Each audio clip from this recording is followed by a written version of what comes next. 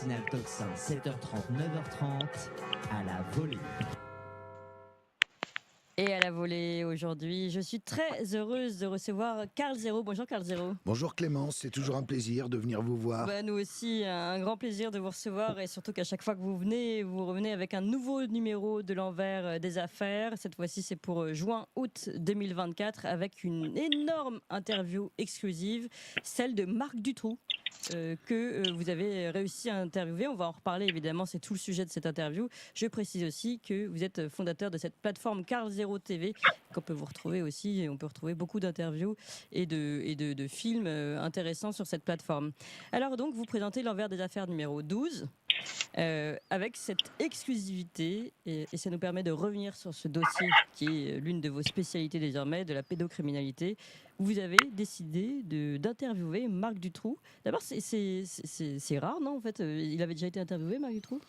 Non, en fait, et où là, dans ce dolo se croisent les magistrats, les politiques, les artistes. C'est un des lieux pétillants, si j'ose dire, de la vie bruxelloise. Bon, et l'enquête va rapidement.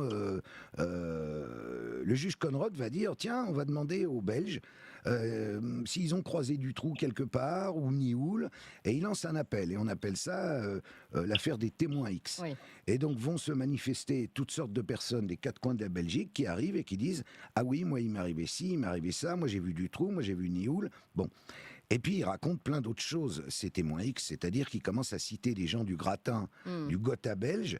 Des noms reviennent souvent, comme Van den Boynans, qui quand même a été Premier ministre. Oui, c'est ça. On parle d'un fameux... Qui est décédé maintenant. Voilà, on parle d'un fameux baron noir. Ce baron noir est toujours vivant. Effectivement, il semble qu'il y ait... Alors, la principale témoin X qui apparaît va être Régina Louf, qui est une femme qui, à l'époque, est très très jeune et qui raconte des trucs horribles. Oui. Donc elle raconte, j'ai lu un peu, qu'elle était violée dès 3-4 ans, c'est ça? Oui, c'est ça. Alors ça, c'est une autre qui est dans le journal qui s'appelle Anneke Lucas, mais il y en a plusieurs, des rescapés de cette époque.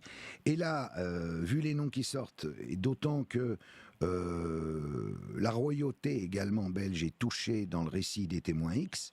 Donc des témoignages qui se recoupent, parce qu'on pourrait dire évidemment tout ça, ça peut être un peu mélangé, ça peut être à l'époque, diffamant. Non, mais il faut que l'enquête puisse suivre son cours, sauf que l'enquête est arrêtée. En haut lieu, on décide que le juge Conrad doit dégager, donc on prend un prétexte qui est un dîner organisé pour soutenir les parents des victimes, et on dit ah bah non, le juge d'instruction il est pour les victimes. C'est un peu normal qu'il soit pour les victimes, mais il est viré. Du coup, les gendarmes sont arrêtés. Du coup, on nomme un autre juge.